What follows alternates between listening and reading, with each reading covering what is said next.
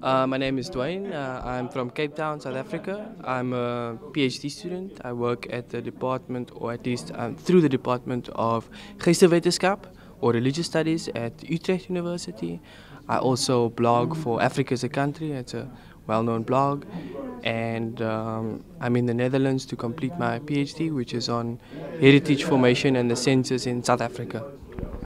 You were talking this afternoon about commercial appropriation of cultural heritage. What is that exactly? It simply means the ways in which stories about the South African past in particular are taken up and circulated by the market for particular reasons, but also how the market appropriates particular stories and uses them to sell particular products, and the interesting ways in which this actually takes place, and what does it mean for thinking about the past in post-apartheid South Africa. How do we understand the difficult past through these new kinds of forms that have emerged.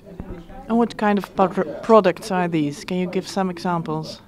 Oh, there are a number of products that are circulated in the public sphere at the moment. Things like, I gave the example of Laduma Kotkolo, who does his Makosa knitwear, which is modeled on the indigenous patterns of the Xhosa people from the Eastern Cape, for example. It's fantastic.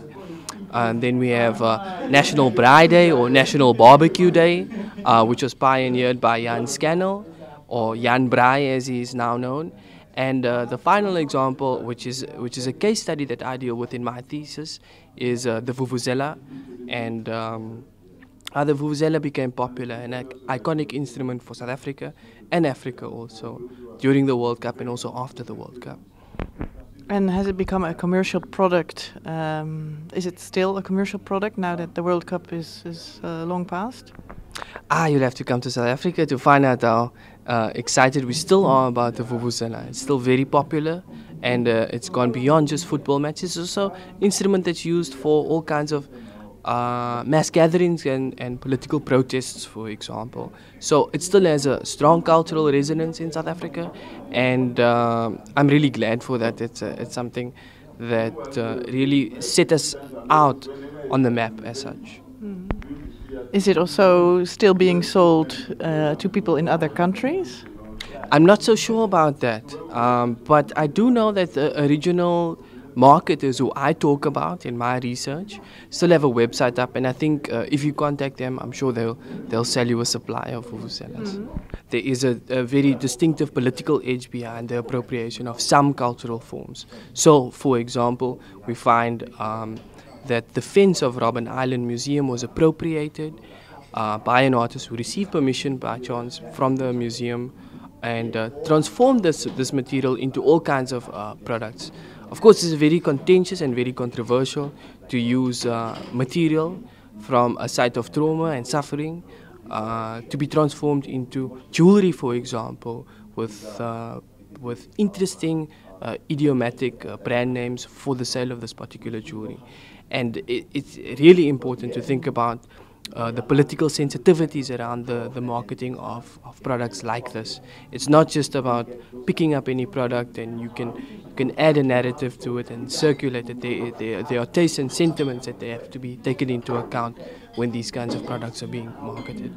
And can you also forbid it, do you think, or is that going too far?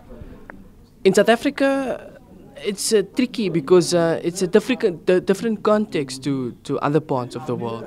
But for example, we can draw examples from other parts of the world where, if we look at artifacts from the Second World War and the Nazi era, for example, is it tasteful to be selling and circulating these artifacts? And if that is an example, how do we apply it in other contexts? What is allowed to be circulated in the market and what is not allowed to be circulated? What is available for commercialization and what is not?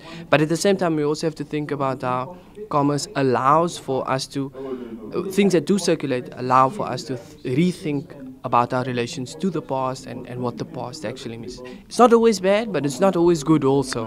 Can you give a final example of a good product?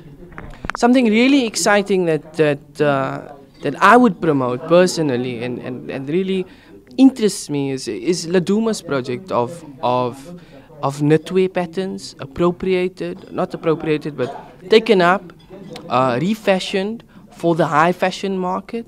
And these products were specifically designed for young male initiates who, after their initiation, they would wear formal wear, and he designed this for these young men. And it's really exciting to see how much attention he's receiving and how much publicity he's gaining, and how his brand is actually growing. It's really exciting. It's really interesting to see how he's using that idea of a particular cultural background, cultural heritage, and promoting it.